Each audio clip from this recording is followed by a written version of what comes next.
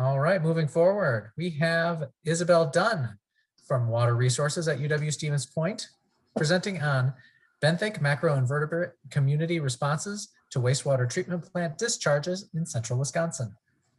You may begin. So water is quite possibly our most precious resource, and it's critical that we understand how to protect it. Every toilet that you flush today or load of laundry you run produces wastewater that ends up in wastewater treatment plants and is then discharged into receiving water bodies, potentially impacting their water quality through contributing excess nutrients and solids, as well as pathogens and contaminants.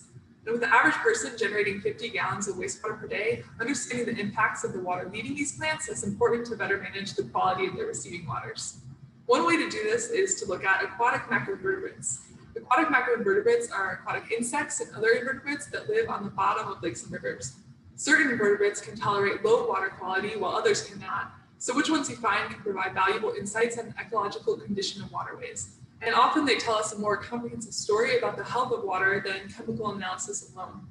Using that idea, I chose to investigate changes in macroinvertebrate community metrics, which are measures of health based on attributes of the bugs present in the water, in order to assess the water quality associated with wastewater treatment plants. I expected to see a decrease in water quality downstream of the plants reflected by these metrics.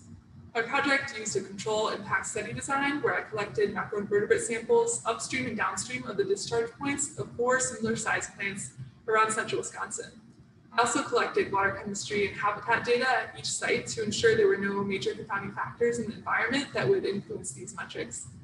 And using those data, I ran statistical analyses on a variety of metrics whose responses generally fit my expectations by reflecting a decrease in water quality downstream of the plants.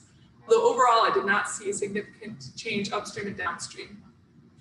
While future study may include expanding sample size to produce more statistically significant findings, I was able to suggest that the wastewater treatment plants I sampled appear to be managing their effluents well. This isn't too surprising though, as Wisconsin and the United States have rather strict policies and regulations on water quality compared to the rest of the world. Globally, 80% of wastewater flows back into an ecosystem untreated, which contributes to contamination in drinking water that kills millions of people each year. So clearly, access to wastewater services is a global concern. This approach can be important internationally because it's a cheaper way of determining if discharge from a certain source is affecting the environment.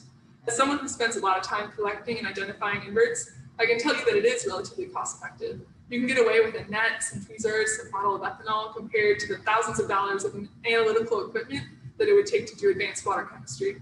So all in all, aquatic macroinvertebrates are an important tool for identifying water quality issues and directing funding and efforts in water quality management, both for aquatic ecosystems as well as public health. Thanks for listening. Thank you, Isabel. Questions from the judges? Isabel, how dependent on the climate will this be a variable? I can imagine from a warmer climate versus a cooler climate, these techniques might vary.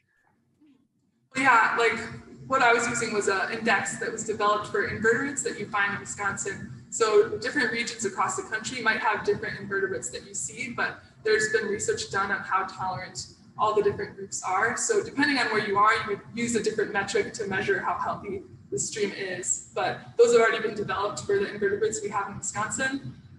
So those were the ones that I was using.